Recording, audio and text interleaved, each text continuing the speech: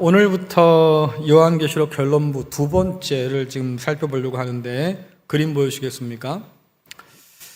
네, 요한계시록은 끝에 두 가지의 결론을 우리에게 소개해 줍니다. 이미 살펴봤지만 17장부터 20장까지는 악의 세력에 대한 심판, 사탄과 사망과 음부와 또 짐승들과 그리고 사단을 따라서 살았던 사람들이 심판받는다라는 얘기가 적혀져 있고요.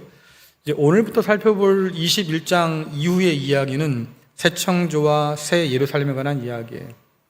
결론부에 왜 이 두 다른 이야기가 들어있을까? 이것은 두 가지를 한번 비교해 봐서 우리가 어느 편에 서는 것이 좋겠냐고 지금 묻기 위해서 결론을 두 가지로 지금 내려놓은 겁니다. 이걸 좀 더 큰 그림으로 보자고 하면 성경이 세상을 바라보는 방식을 좀 이해할 필요가 있는데 그림 하나 더 보여주세요.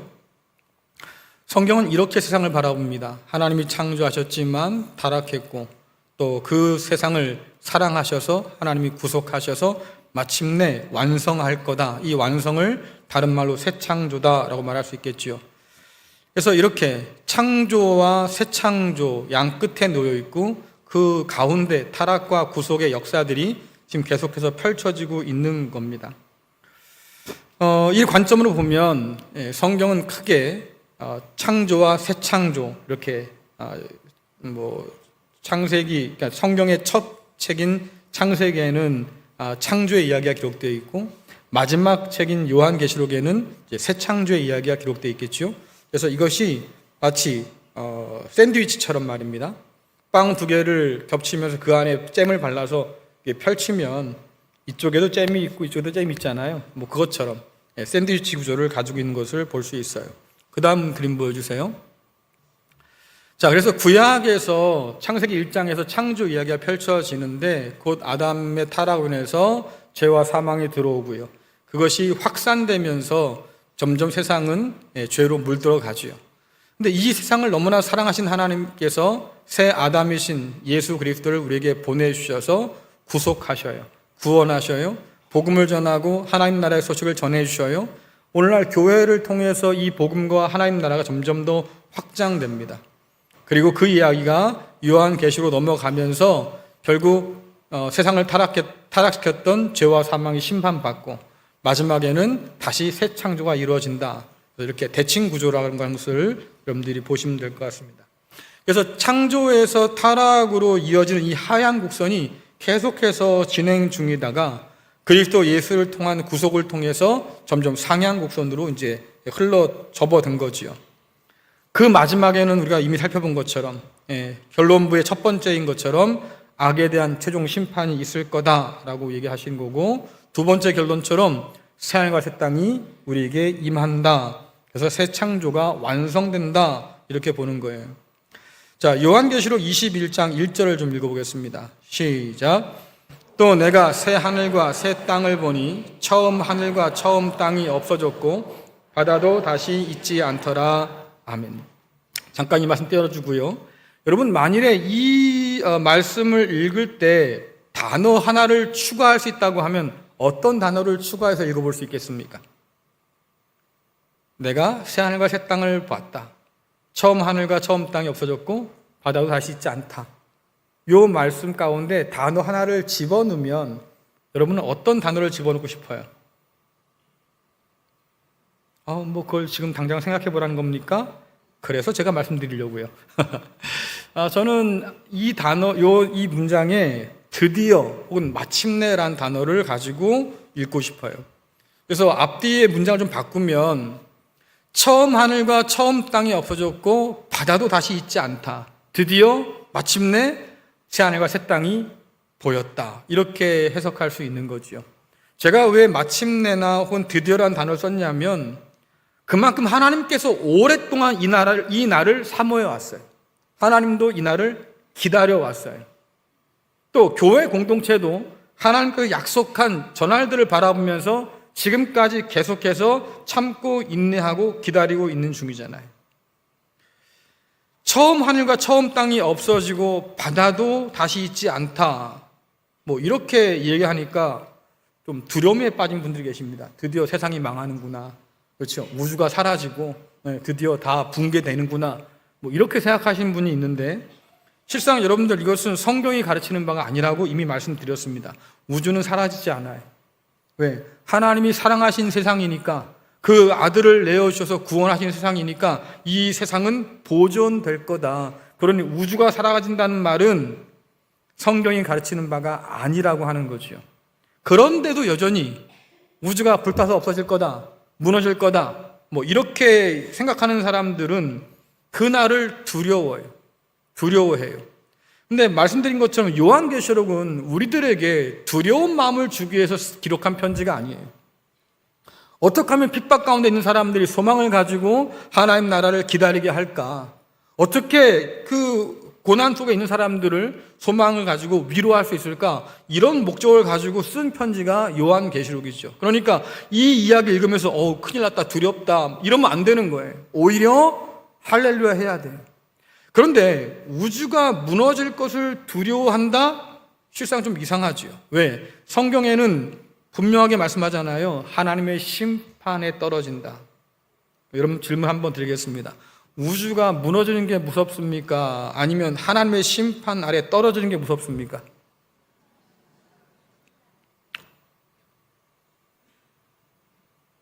여기는 생각을 안 하시는 건가요? 옛날 목사님들이 그런 말씀 한 적 있거든요. 이쪽이 좀 터가 안 좋은 것 같아.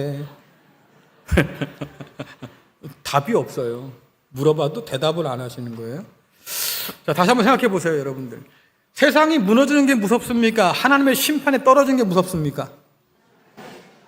이게 맞죠. 그렇지요. 그런데도 불구하고 사람들은 자꾸 뭐예요? 우주가 무너질 것만 두려워해요. 하나님의 심판이 더 무섭다는 것을 사람들이 인지가 하지 않습니다. 뭐 세상 사람들에서 치고 뭐 저 사람들이야 뭐 세상이 있든 말든 뭐 하나님이 있든 말든 상관없는 사람들이니까 뭐 별 문제 없는데 우리가 어떠냐 그 말이에요. 성경에 분명히 심판에 관한 이야기가 있음에도 불구하고 그저 우주가 무너질 것만 두려워서 하나님의 심판을 생각하지 않는다? 이상한 거죠. 왜 이렇게 되었을까? 진짜 두려워할 것들을 두려워하지 않도록 만드는 게 뭘까 생각하면 결국 잘못된 성경 해석이에요.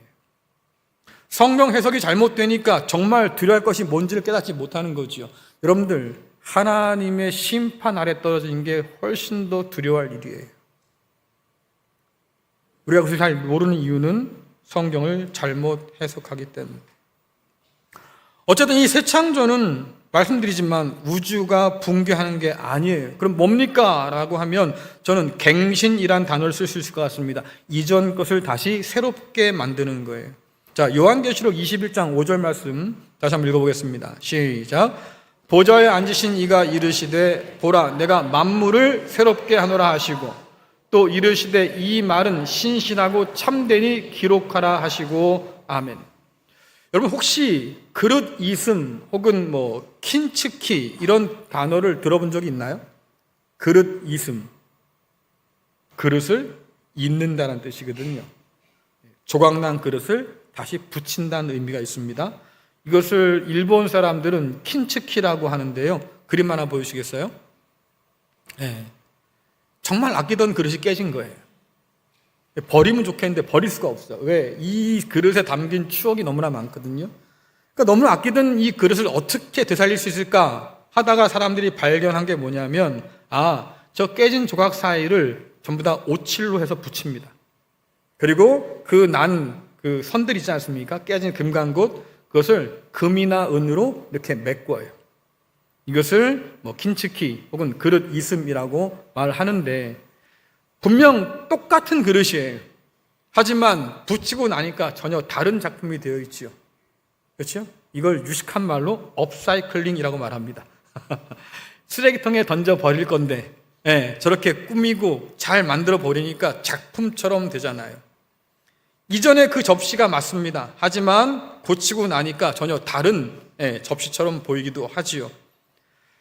처음 하늘과 처음 땅, 창세기 1장 1절에서 말한 바로 그 하늘과 그 땅이에요. 그런데 아담 이후로 죄송합니다. 하나 더 보여드릴까요? 그림을 보여주세요. 이쁘지요? 사실은 제가 이 그림에 뿅 갔거든요. 너무 이뻐요. 어떻게 저렇게 예술 작품이 되었을까? 분명히 산산조각났던 건데 요 끝에 보면 둥근 걸 보면 금 사이사이에 꽃도 그려놨어요. 예쁘잖아요. 이렇게 바뀔 수 있구나. 무너지고 부서진 것도 이렇게 바뀔 수 있구나. 하물며 하나님께서 무너진 세상을 고치시는데 더 아름답지 않을까. 그래요. 아담 이후 죄로 타락한 세상이죠. 성경이 뭐라고 합니까? 하나님이 그런 세상도 사랑하신다고 말씀하시고 아들을 보내주셨습니다. 그 아들을 통해서 깨지고 무너진 세상을 다시 이어요. 그 틈을 은혜로 메꿔요. 하나님 나라를 선포하시죠. 뜻한 대로 때가 되면 죄와 사망과 사탄의 세력들을 다 심판하시고 마침내 드디어 하나님의 영광으로 충만한 그 새하늘과 새 땅을 우리에게 가져다 주실 거다. 이것이 갱신이고 이것이 새 창조라고 말하고 있는 거예요. 오늘 말씀 보니까 요한은 이 새 창조에 바다가 없다고 말합니다. 근데 말씀을 잘 보시면 처음 하늘, 처음 땅, 그리고 처음 바다라고 표현하지 않고 그냥 바다라고 표현했습니다. 그러니까 이것은 하나님이 처음 창조하실 때 있었던 그 바다가 아니라는 걸 알 수 있어요. 성경에 보면 이 사라진 바다는요, 바다라고 하는 이 심상이 뭐냐면 무질서, 혼돈, 악의 근원 같은 거예요. 늘 불안정하게 일렁이고 말입니다. 걷잡을 수 없이 예측할 수 없을 만큼 파도가 치기도 하고 막 이러니까. 그래서 예전부터 이 바다는 두려움의 대상이에요. 그래서 신화 속에 보면 바다는 아주 악한 괴물로 등장하기도 하죠. 하나님께서 처음 창조하실 때 보면 흑암이 가득했다, 그리고 공허했다, 뭐 이런 혼돈이 있었다, 이런 표현인데 바로 그 바다를 말하는 거예요. 그런 혼돈과 무질서와 악의 근원을 상징한 바다가 이제는 사라졌다. 성경에 보면 여러분 기억하는 사건 가운데서 주님께서 풍랑이 일렁이는 바다 위를 걸어오신 사건을 보실 거예요. 그렇죠? 그리고는 그 풍랑이 일렁이는 바다를 명령하셔서 바람과 파도가 잔잔케 되었다. 우리는 이 사건을 통해 어떻게 이해하냐면 아유, 주님이 능력이 많으시구나, 무리를 걸어 다니시네, 이렇게만 이해해요. 근데 그 당시에 이 사건을 접했던 유대인들은 다른 생각을 했을 거예요. 뭐? 바다 위를 걸어 오신다고? 바다가 그분의 명령에 순종해서 말입니다, 잔잔해졌다고? 이 사건을 어떻게 받아들이냐면 악을 짓밟는 주님, 명령 한마디로 그 모든 악을 제압하시는 주님, 능력의 주님을 지금 보게 되는 거죠. 그 주님께 이미 사탄이 패했다고 성경은 말하고 사탄을 비롯한 모든 악한 권세가 불못에 던져져서 심판을 받았다고 말합니다. 그러니까 악의 근원인 바다가 사라졌다고 표현하는 거예요. 사탄도, 죽음도, 또 음부도, 악한 모든 짐승들도, 그리고 교회를 핍박했던 모든 그 악한 사람들도 다 사라졌다, 심판받아 사라졌다. 결국 악의 근원인 바다가 사라졌다고 지금 상징적으로 표현하는 거지요. 자, 요한계시록 21장 4절 말씀 같이 한번 읽겠습니다. 시작. 모든 눈물을 그 눈에서 닦아주시니 다시는 사망이 없고 애통하는 것이나 곡하는 것이나 아픈 것이 다시 있지 아니하리니 처음 것들이 다 지나갔음이로라. 아멘. 처음 것들이 다 지나갔어요. 그 하나님이 만든 그 세상을 망가뜨렸던 모든 것도 다 지나갔어요. 결과가 뭡니까? 눈에서 눈물 흘릴 일이 없다. 바다가 사라짐으로 말미암아 사라진 게 뭐 있습니까? 오늘 말씀에 사망이 사라졌어요, 애통하는 게 없어요, 곡하는 게 없어요, 아픔이 없어요. 여러분들, 사망, 애통, 곡, 아픔, 이것들로 인해서 우리가 흘린 눈물이 얼마예요? 그렇잖아요. 죄와 사망과 사탄의 종 노릇해서 우리가 사망을 겪고 애통함을 얻고 곡하고 아픔을 얻게 되었는데 하나님께서 이 모든 것들을 다 사라지게 하셔서 결국 뭡니까? 더는 우리가 울 일 없도록 만드셨다. 더는 우리가 눈물 흘리지 않도록 만들어 주셨다. 우리 눈에서 눈물을 닦아 주셨다고 지금 말씀해요. 이것은 성도가 앞으로 누릴 복이기도 하겠지만, 그러나 우리가 이제까지 살펴본 말씀에 의하면 지금 우리가 누리는 복이기도 하다. 그래서 바울이 뭐라 그럽니까? 여러분들 항상 기뻐하세요, 범사에 감사하세요 라고 얘기하잖아요. 근데 사실 이 말씀 들으면 살짝 뭔가 이렇게 치밀어 올라와. 잠깐만. 아니, 뭐 감사할 걸 좀 주고 감사라고 하든지. 그렇잖아요. 기뻐할 일이 없는데 어떻게 기뻐합니까? 아까 우리 장로님 기도하셨잖아요. 그래요. 원치 않는 병에 걸렸어요. 아무리 애를 써도요, 이 수렁에서 내가 빠져나갈 방법이 없어요. 인생이 벼랑 끝에 몰렸어요. 기도도 해봤지요. 하나님, 이 고난 속에서, 이 늪 속에서 나를 좀 건져 주십시오. 하나님, 그런 분이라고 성경이 말하지 않습니까? 거기 나를 좀 살려 주십시오. 근데 응답이 없어요. 응답이라도 하셔야 내가 감사가 있지요. 내가 뭔가 이 모든 고난과 고통 가운데 좀 벗어나야 나도 기뻐할 일이 있을 거 아닙니까? 그런데 여전히 나는 세상 가운데 고통당하고 어려움 가운데 살고 있는데 말입니다. 이런 나에게 항상 기뻐하세요. 범사에 감사하세요.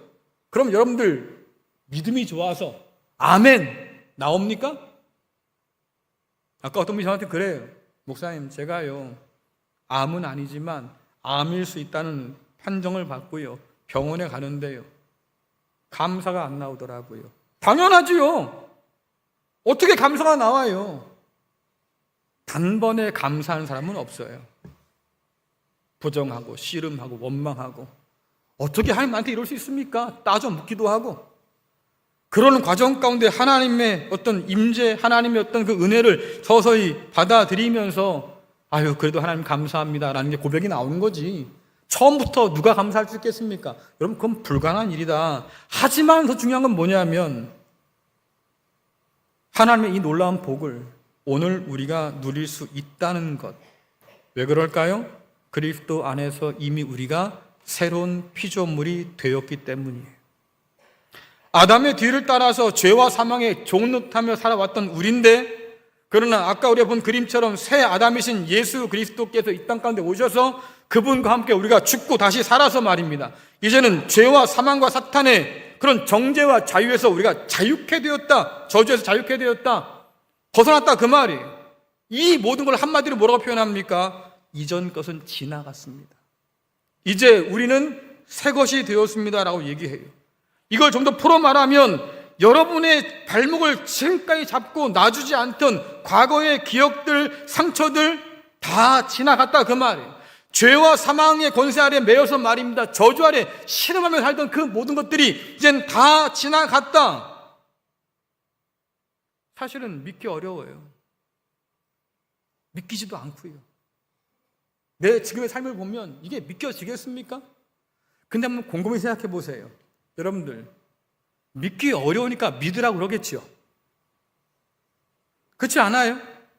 믿기 어려우니까 믿으라고 하는 거예요. 여러분들 지금 숨이 잘 쉬어집니까? 잘 쉬어져요 숨이? 네. 제가 여러분들 눈에 보이지 않지만 공기가 있다고 믿으시지요? 이건 믿는 게 아니에요. 숨을 쉬고 있잖아요 지금이요. 그냥 공기는 있는 거예요. 내가 숨을 쉬면서 공기가 있으니까 내가 숨을 쉬는 거지 아는 거지요. 하지만 하나님이 계십니다. 눈에 보이지 않잖아요. 우리가 새로운 피조물이 되었습니다. 현실은 그렇지 않잖아요. 그러니 이 모든 것들을 우리가 어떻게 믿을 수 있을까? 믿기 어려우니까 믿으라 그 말이에요. 왜? 하나님께서 이미 행하신 일이니까. 깨진 그릇 다시 이어 붙이듯이 우리 상처 사이사이에 하나님께서 은혜를 흘려버리셔서 말이죠. 우리를 다시 메꿔주고 그 상처가 보석처럼 빛나게 만들어 주셨어요. 이제는 내가 더 이상 과거에 매이지 않고 하나님의 새로운 피조물로 살아가는 기쁨과 은혜를 맛보며 산다 그 말이에요. 나를 이렇게 바꾸는 게 누굽니까? 그리스도 예수 안에 있는 하나님의 사랑, 하나님의 긍휼, 그 사랑이 지금 나를 새롭게 만들어 놓은 거잖아요. 그러니 그것을 믿으라고 말씀하시는 거예요. 우리뿐 아니라 그 당시에 교회에 있던 성도들도 그랬습니다. 하나님이 살아계신다고 하면 우리가 왜 이런 고난을 받습니까? 내 가족이 왜 뿔뿔이 흩어져야 됩니까? 내 사랑하는 사람이 왜 죽임을 당해야 합니까? 내가 평생 읽어왔던 그 모든 것들을 왜 하나님 다 뺏겨야 됩니까? 하나님이 살아계신다고 하면 어떻게 이럴 수 있습니까? 초대교회 사람들이 계속 그 질문을 던졌다 그 말이죠. 그런데 성경이 뭐라고 그럽니까? 맞아!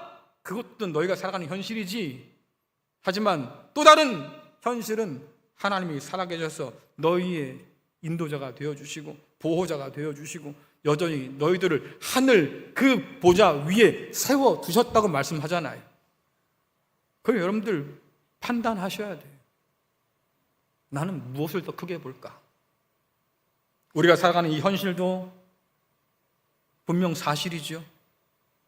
그러나 하나님께서 오늘도 살아계셔서 택한 백성들을 지키고 보호하시고 우리를 새로운 피조물로 만드셔서 오늘도 우리 가운데 임하셨다고 하는 그 사실도 여전히 현실이잖아요. 그러니 이 두 사실 중에서, 현실 중에서 내가 무엇을 더 믿고 살까? 성경은 말합니다. 그래서 믿음이 필요하다. 하나님의 이 놀라운 역사는 믿음이 아니고서는 알 수도 없고 맛볼 수도 없어요. 그래서 성경이 계속 말하는 거예요. 믿기 어렵지만 그래도 믿어라. 하나님께서 행하신 일이니 믿어라. 하나님이 약속하시고 보증하신 일이니 믿어라. 사랑하는 성도 여러분들, 믿음으로 하나님께서 약속하신 그 모든 복과 은혜를 받아 누릴 수 있기를 간절히 축원합니다. 항상 기뻐하세요. 쉬지 말고 기도하세요. 범사에 감사하세요. 왜? 우리가 이미 그리스도 예수 안에서 새로운 피조물이 되었어요.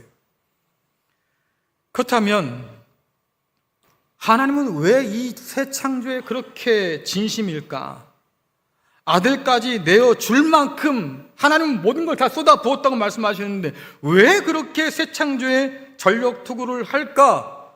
그날을 기다리면서 오늘도 하나님이 쉬지 않고 그토록 열심히 일한다고 하나님의 열심히 반드시 이룰 거라고 말씀하시는데 도대체 왜 그러실까? 무엇을 위해서 우리보다도 더 그날을 사모하고 기다리고 계실까? 이게 문제인 거지요. 여러분들 요한계시록 21장 2절 3절 같이 읽겠습니다. 시작. 또 내가 보매 거룩한 성 새 예루살렘이 하나님께로부터 하늘에서 내려오니 그 준비한 것이 신부가 남편을 위하여 단장한 것 같더라. 내가 들으니 보좌에서 큰 음성이 나서 이르되 보라 하나님의 장막이 사람들과 함께 있음에 하나님이 그들과 함께 계시리니 그들은 하나님의 백성이 되고 하나님은 친히 그들과 함께 계셔서 아멘. 이 말씀을 제대로 이해하려고 하면 창세기에서 기록된 첫 창조를 먼저 생각해 봐야 돼요. 하나님께서 처음 하늘과 땅을 창조하실 때에 만든 것이 또 있지요. 뭐 있습니까? 에덴을 만드셨고, 그렇죠? 아담과 하와를 만드셔서 에덴에 두셨다고 말씀하셨습니다. 그럼 도대체 왜 하나님께서 그 넓은 세상을 만드신 다음에 에덴을 따로 만드셨을까? 성경 보니까 하나님이 하늘 보좌 위에서 내려오셔서 어디로? 에덴 동산으로 내려오셔서 아담과 하와와 함께 동산을 거닐었다 돼 있어요. 에덴 동산은 하나님이 임재하신 곳이죠. 다른 말로 바꾸면 에덴은 그 당시에 하나님의 첫 지상 성전인 거예요. 하나님이 임재하셔요.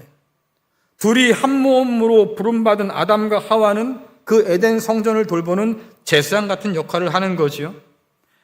아담 타락 이후에 하나님의 지상 성전이 사라져요. 출애굽 위에 광야 성막에 다시 등장합니다.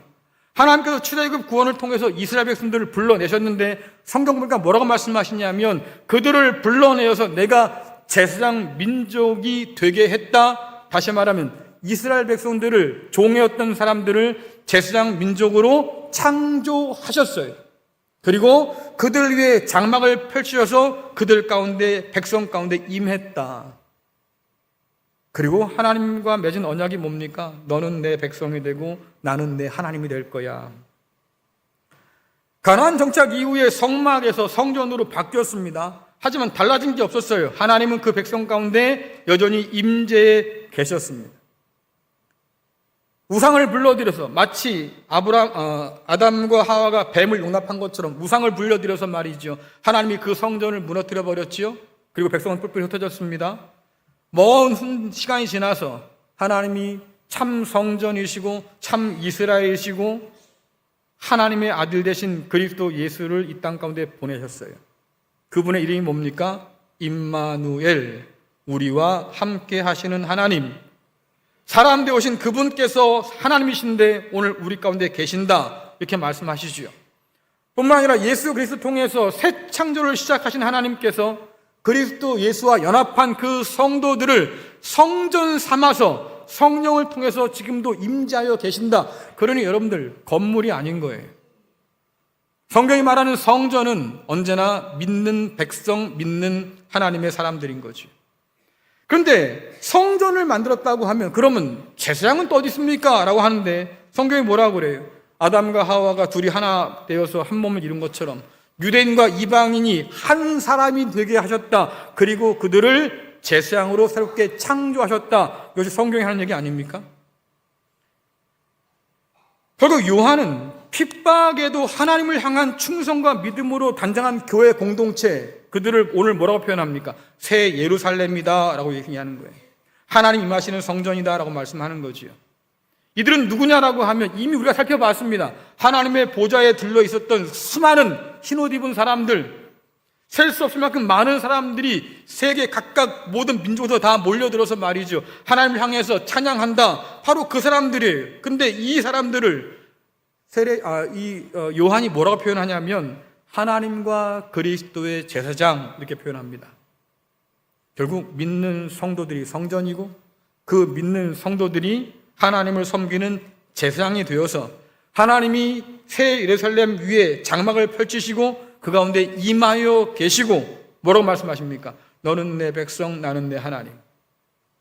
결국 새 예루살렘은 새 창조의 에덴과 같은 곳이에요. 하나님이 다시 지상으로 내려오셨다.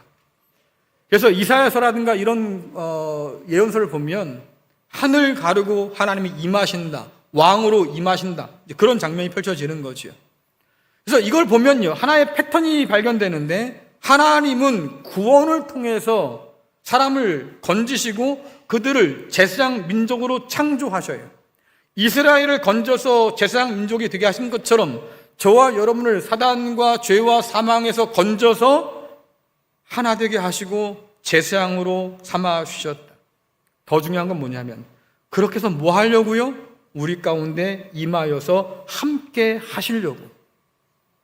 그럼 여러분, 창조의 목적이 뭐냐라고 하면 하나님이 심심해서 만든 게 아니라 그 말이에요. 우리와 함께 하시기 위해서 하나님이 이 모든 만물을 지으시고 우리 가운데 임하여 계신다. 여러분, 집 짓는 걸 한번 생각해 보세요. 집을 왜 지어요? 집을 왜 지어요? 예?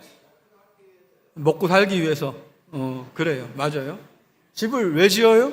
살려고 짓는 거예요. 그렇지요? 집을 다 지어놓고 세간살이 다 집어넣은 다음에 아유 이제 끝났네, 딴 데 가봐야지, 그런 사람 있어요? 여러분, 집은 살려고 짓는 거예요. 그러니까 집을 짓는 것의 마지막 정점이 뭐냐? 그것은 집주인이 가족과 함께 들어가는 거예요. 입주하는 거지요. 그래야 그 집이 의미가 있는 거잖아요. 창조도 마찬가지다. 하나님이 세상 모든 만물을 다 지은 다음에 맨 마지막에 인간을 지었어요. 그리고 그들 가운데 임하여서 그들과 함께 하셔요. 새 창조는 다릅니까? 하나님께서 구원받은 사람들 불러 모아서 말입니다, 하늘에서 내려오셔요. 그리고 그들 가운데 함께 거하셔요. 이게 새 창조의 목적이다. 다시 말하면 하나님의 가장 큰 소원은 뭡니까? 우리와 함께 하시는 것. 여러분, 믿어져요, 이 사실이? 하나님 뭐가 아쉬워서? 나 같은 것을? 그치요? 하나님 뭐가 아쉬워서? 우리가 무슨 복이 좋아서 말입니다, 하나님이 우리를 사랑해서 우리 가운데 오신 거예요? 아니에요. 성경이 말하잖아요. 우리는 본질상 진노의 자녀였고 경건치 않은 사람이었고 죄인이었고, 그런데 이런 우리를 하나님이 사랑하셔서 우리와 함께 하신다? 그러니까 믿기 어려운데 오늘 말씀의 3절에 보니까 함께 하신다, 함께 거하신다, 이런 표현이 무려 3번이나 거듭거듭 등장하고 있습니다. 그러면 우리가 뭐라고 이렇게 하나님은 우리에게 절실하실까? 아무리 생각해도 답은 없는데 답을 하나 딱 찾자고 하면 하나밖에 없어요. 우리를 사랑하셔서. 이거 외에 다른 답은 못 찾겠더라고요. 왜? 사랑이 아니고서는 나 같은 사람을 건질 리가 없어요. 사랑이 아니고서는 나 같은 사람과 함께 하려고 찾아 내려오실 리가 없어요. 그거 외에 다른 것은 없겠다 싶은데, 자, 요한계시록 21장 6절부터 7절 말씀 같이 읽겠습니다. 시작. 또 내게 말씀하시되 이루었도다. 나는 알파와 오메가요 처음과 마지막이라. 내가 생명수 샘물을 목마른 자에게 값없이 주리니 이기는 자는 이것들을 상속으로 받으리라. 나는 그의 하나님 되고 그는 내 아들이 되리라. 3절에서 바뀌었습니다. 3절에서 뭐라고 그래요? 나는 내 하나님이고 너는 내 백성이야 라고 말씀하셨는데 7절에 보면 뭐라고 합니까? 나는 내 하나님이고 너는 내 아들이야. 옛 언약이 그리스도 예수 안에서 새 언약으로 갱신되었어요. 옛 언약이 폐기된 게 아니고요, 갱신되었어요. 하나님의 백성일 뿐만 아니라 하나님의 자녀, 하나님의 아들이 되게 하셨다. 이것은 어떤 의미입니까? 여러분들, 약속이 갱신되면서 우리의 신분도 갱신됐어요. 하나님의 백성에서 이제는 하나님의 자녀가 되었다. 이것을 뭐라고 표현하냐면 바울은 하나님께서 우리를 새로운 피조물이 되게 하셔서 양자 삼으셨다 이렇게 표현합니다. 진노의 자녀였는데 이제는 하나님의 사랑받는 자녀가 되었다. 우리의 신분이 갱신되었고 상승되었고 이전보다 더 귀한 자로 하나님 우리를 높여 놓으셨다. 다 깨져버린 그릇이지만 그러나 고쳐서 예술 작품이 되게 하신 것처럼 그런 우리를 하나님께서 자녀 삼아 주셨다고 얘기하지요. 양자인 우리가 누릴 게 뭡니까? 하나님의 독생자이신 그리스도 예수와 함께 왕 노릇한다. 요한계시록 계속해서 우리에게 강조하는 거예요. 그뿐 아니라 하나님의 집에 좋은 모든 것을 독생자이신 그 예수 그리스도와 함께 누리는 상속자가 되었다라고 분명히 얘기하죠. 저와 여러분은 이제 보통 사람이 아닌 거예요. 새로운 피조물일 뿐만 아니라 그리스도와 함께하는 상속자가 되었고 하나님의 자녀가 된 사람이 되었다 그 말이지요. 그러니 하나님과 함께 주님과 함께 왕 노릇할 권세를 얻은 사람이 되었다. 오늘 말씀이 뭐라고 그럽니까? 아버지가 주는 영원히 마르지 않는 생명수를 먹고 살게 되었다. 누구한테 주어진 겁니까? 끝까지 이긴 자들, 믿음을 지키고 충성을 지켰던 사람들, 우상 앞에, 황제 앞에, 사단 앞에 절하지 않던 사람들, 세상의 유혹 앞에 굴복하지 않은 사람들, 그들을 하나님께서 뭐라고 말씀하셔요? 이긴 자야 말씀하시고 너는 내 가족이고 내 자녀다, 상속자야. 자, 이 은혜를 약속한 분이 누구예요? 하나님이에요. 보증한 분이 누구예요? 하나님이에요. 베푸신 분이 누구예요? 하나님이에요. 약속하고 보증하고 하나님이 혼자 다 하셨어요. 그 얘기는 뭡니까? 우리가 숟가락 얹을 거 없다 그 말이에요. 우리 때문에 우리가 너무 잘나서 하나님이 우리를 삼으신 것이 아니고 전적으로 하나님께서 은혜로 우리에게 허락해 주셨다. 그분이 누구신데요? 알파와 오메가, 처음과 나중 모든 것의 주권자신 하나님께서 약속하고 보증하고 베푸셨으니 반드시 되겠지요. 그러니 믿으라는 거예요. 눈에 보이는 현실에 흔들리지 말고 신실하신 하나님을 믿으라는 거지요. 하나님을 믿을 때 이 모든 게 다 우리들의 것이에요. 여러분 오늘 그 은혜를 누리고 계셔요? 하나님의 자녀됨의 권세를 누리고 계십니까? 하나님께서 우리에게 주시는 평강과 세상에 주시지 못할 그 모든 것들을 맛보며 삽니까? 천국의 좋은 모든 것이 다 내 거라고 말할 수 있습니까? 왜 대답이 저가지지요? 그러니까 의심하고, 그러니까 걱정하고, 그러니까 염려하고, 하나님이 내 아버지가 되신다는 사실을 자꾸 잊어버리잖아요.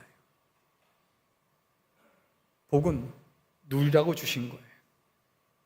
하나님이 준다고 약속했으면 반드시 주시는 줄로 믿으시길 간절히 축원합니다. 오직 믿음을 가진 사람만이 이 복을 맛보고 누릴 수 있을 겁니다. 그 은혜가 우리 모두에게 함께하기를 간절히 축원합니다. 문제는 이 놀라운 복을 함께 누릴 수 없는 사람들이 등장해요. 자, 요한계시록 21장 8절 말씀 같이 읽겠습니다. 시작. 그러나 두려워하는 자들과 믿지 아니하는 자들과 흉악한 자들과 살인자들과 음행하는 자들과 점술가들과 우상 숭배자들과 거짓말하는 모든 자든 불과 유황으로 타는 못에 던져지리니 이것이 둘째 사망이라. 아멘. 그래, 이 둘째 사망에 사탄도 들어갔고 짐승도 들어갔고 사망이나 뭐 하여튼 다 들어갔어요. 심지어 하나님을 믿지 않고 끝까지 저항했던 모든 사람들 다 이 불못에 들어갔어요. 자, 그런데 8절에서 또다시 뭔가 반복되잖아요. 두려워하는 사람들, 믿지 않는 사람들, 흉악한 사람들, 살인자들 쭉 나오는데, 자, 이들이 누굴까요? 이들이 누굽니까? 질문을 살짝 바꿔서 교회 밖의 사람일까요? 교회 안의 사람일까요? 교회 밖의 사람일까요? 교회 안의 사람일까요? 이것이 문제로다. 교회 밖의 사람들, 하나님을 섬기지 않고 저항했던 사람들은 물론 불못에 들어간다고 말씀하셨으니까 이건 의심할 바가 아닌데, 또다시 이 말씀을 한 이유가 있을 거라는 생각이 듭니다. 특별히 두려워하는 자, 이게 문제인데요. 일단 한번 생각해 볼게. 여러분들 양과 염소 비유 아시죠? 그렇죠? 주님께서 마태복음 25장에 하신 비유인데 그 말씀에 보면 양과 염소가 나와요. 그러면 양은 누구고 염소는 누굽니까? 양은 누구고 염소는 누굽니까? 양은 교회 안의 사람이고 염소는 교회 밖의 사람일까요? 그런 얘기 아니겠지요? 그렇죠? 성경의 기준은 분명히 확실합니다. 하나님은 행위대로 심판하신 분이시니까 믿음을 가진 사람 가운데서 행함이 있느냐 없느냐를 판단하시겠지요. 그러면 행함이 없는 사람은 교회를 다닌다고 해도 염소일 수 있겠지요. 그 가능성을 좀 한번 보자고요. 자, 두려워한다 이 말씀을 다르게 쉽게 표현하면 겁쟁이야 이런 뜻인데, 근데 오늘 말씀 보니까 그 겁쟁이가 심판받는데요. 자, 그럼 여러분 생각해 보세요. 겁이 많은 게 심판받을 일이 될까요? 예? 겁이 많은 게 심판받을 이유입니까? 아니, 난 처음부터 태어날 때 새가슴이요. 겁이 많아. 밤길 가기도 힘들어 그래서. 근데 너는 심판받아야 된다 이러면 여러분 납득하시겠어요? 여러분, 겁쟁이는 때로는 놀림감이 될 수 있겠지만 심판감은 아니에요. 그런데 심판을 당하는 경우가 딱 한 번 있대요. 한 경우가. 고대에서. 그게 뭐냐니까 전쟁에서 겁내는 사람. 그 사람은 심판받는데요. 왜 그럴까요? 전쟁에 나가 싸워야 되는데 무기 들고 가다가 겁이 나니까 도망가. 그렇죠? 아니면 아예 그냥 무기 던져버리고 항복해버려. 그것도 아니면 몰래 뒤로 가 적군하고 내통해서 사실은 내가 길을 알려줄 테니까 나는 살려줘야 돼. 배반해. 그러면 여러분들 그 한 사람 때문에 우리 아군의 사기나 뭐 이것이 위험해지겠지요. 그래서 싸움, 전쟁에서 겁을 내고 뒷검진 사람은 사형이에요. 그러면 이 말씀을 가지고 다시 한번 돌아보면 핍박이 두려워서 말입니다. 황제 숭배하고 우상 숭배 앞에 무릎 꿇고 말이죠. 네.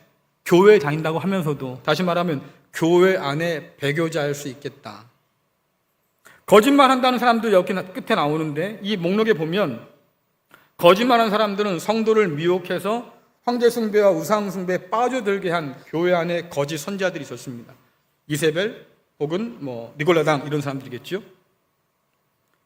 결국 뭐예요? 난 예수 믿어요. 하지만 우상 앞에 절할 수도 있고요. 황제 앞에 절할 수 있어요. 왜? 그게 내가 가진 것을 지킨 길이잖아요. 타협하는 거예요. 그리스도인이라고 하지만 세상 방식을 따라 사는 사람들, 그런 사람들이 거짓말장이가 될 수도 있겠구나. 여러분 디도서 1장 16절 말씀 읽어볼까요? 함께 읽겠습니다. 시작. 그들이 하나님을 시인하나 행위로는 부인하니 가증한 자요 복종하지 아니하는 자요 모든 선한 일을 버리는 자니라. 나 하나님 믿어요. 나 교회 다닌다고요. 얘기를 해도, 그러나 입으로는 그렇게 얘기한다 할지라도 행위로는 하나님을 부인하는 사람, 말씀 따라 살지 않고 우상 앞에 절하고 세상 따라 살고, 다시 말하면 세상 사람과 별반 다를 것이 없는 바로 그 사람, 믿음을 증거할 게 없다 그 말이에요. 입으로 시인해서 구원에 이른다고요? 하지만 그 시인은 목숨 건 고백이잖아요. 황제를 믿고 무릎 꿇으면 살려줄게. 안 그러면 너서 바로 죽어야 돼. 바로 그 순간에 나는 그래도 주님을 나의 구주로 난 인정합니다. 나 그분만 믿겠습니다. 그럼 목이 댕가랑 날아가는 판이에요. 그때 말하는 입으로 시인하는 믿음은 자기 목숨 건 거잖아요. 그러니 구원받을 만하지요. 문제는 뭐겠습니까? 요즘 크리스찬 무신론자라는 단어가 돌아다녀요. 크리스찬인데 무신론자래요. 이게 앞뒤가 안 맞는 단어거든요. 난 하나님을 믿어요. 근데 난 신을 안 믿어요. 난 예수를 믿어요. 신을 안 믿어요. 이런 말인데 왜 이런 말이 등장했냐면 예수님을 믿는다고 하지만 삶에는 믿음의 증거가 없어요. 입으로 시인하는데 삶으로 하나님을 부인해요. 이런 사람들이 오늘날 있다. 어디? 교회 안에. 가끔 여러분들 가운데 그런 분 계실 겁니다. 나는 태어날 때 이렇게 생겨 먹었어. 어떡하라고? 그게 자랑이에요? 왜? 그렇게 생겨 먹은 우리를 하나님이 불러서 새로운 사람으로 만들어 놓으시고 그리스도 예수를 따라 닮으라고 만들어 놓으셨잖아요. 교회를 다니는 시간이 얼마인데 아직도 그 옛날 사람들 모습을 갖고 살고 있는 거예요. 그러니까 우리가 안 되는 거잖아요. 뭐라 그럽니까? 그런 자들 다 불못에 던져진다. 그럼 여러분 끔찍한 거예요. 그러니까 어서 뻗대지 마세요. 나 그렇게 생겨 먹었다고 어떡하라고 하지 마시라고. 복음과 상관없이 살아가는 사람, 교회를 다닌다고 해도 믿음과 상관없이 살아가는 사람, 오늘 성경이 경고합니다. 불못에 던져진다. 그러니 우리 가운데 그런 자들이 있을 수 있으니 미리 경고해 준 거예요. 자, 히브리서 6장 4절에서 6절 말씀 같이 읽겠습니다. 시작. 변화된 새 생활로 다시 돌아오지 못하는 사람들도 있습니다. 그들은 한때 하나님의 빛 가운데 살았고 하늘의 은사를 맛보며 성령을 경험한 사람들이었습니다. 하나님의 선한 말씀과 앞으로 올 새로운 세상의 능력도 받았습니다. 그런데 그들이 그리스도를 떠나버렸습니다. 이들을 다시 돌이킬 수 있는 방법은 없습니다. 왜냐하면 그들은 하나님의 아들을 다시 십자가에 못 박고 사람들 앞에서 욕되게 했기 때문입니다. 그러므로 그들은 불못에 던져진다. 문제는 여러분들 이 말씀이 오늘 우리와 상관없다고 자신할 수 있습니까? 그래서 성경 말씀은 심각하다고 말씀드리는 거예요. 재미로 교양으로 읽을 책이 아니고요. 생명과 직결된 질문을 던지기 때문에 중요한 책인 거죠. 이 말씀과 오늘 나는 상관없을까? 바울이 그래요. 두려움으로 여러분들의 구원을 이루십시오. 끊임없이 자신을 살펴보고 하나님 말씀에 자신을 대보고 하나님의 기준에 벗어나지 않게 해서 몸부림쳐라 그 말이겠지요. 이처럼 끝끝내 돌아오기를 거부한 사람에 대한 심판이 이렇게 분명하게 등장하는데도 불구하고 오늘날 믿는다는 사람 가운데서 이상한 사람들이 있습니다. 무엇을 믿든 간에 상관없어. 구원받을 수 있다. 종교다운 자들이 그런 말을 많이 해요. 어떤 사람도 이런 말 하지요. 하나님은 결국 모든 사람을 다 구원할 거야. 믿든 안 믿든 다 구원할 거야. 많은 구원론자들이 이런 말을 합니다. 그들의 얘기를 가만히 들어보면 그 생각이 들어요. 자기가 하나님보다 더 긍휼이 많은가 보지? 자기가 하나님보다 더 정의로운가 보지? 유명한 이름만 되면 아는 스님 한 분이 그랬다잖아요. 당초에 나는 기독교인들이 믿는다고는 하나님을 믿을 수가 없다는 거예요.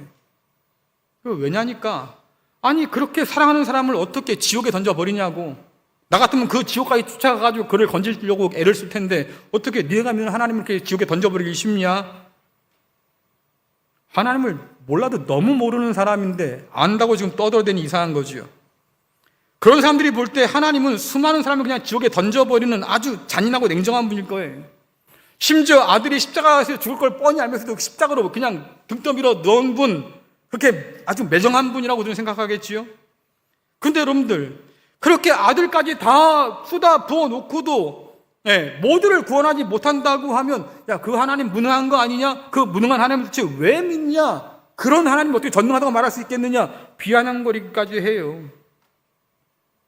하나님이라고 하면 천지를 말씀을 창조했다고 하신 분이신데 그럼 말 한마디로 모든 사람 다 구원하면 되지. 적어도 말입니다. 착하게 산 사람, 그래도 뭔가 진리를 추구하면서 말이죠. 어떤 종교든지 믿으려고 애를 쓴 사람, 그런 사람들은 구해야 되는 거 아니냐? 이렇게 주장하는 사람들이 있어요.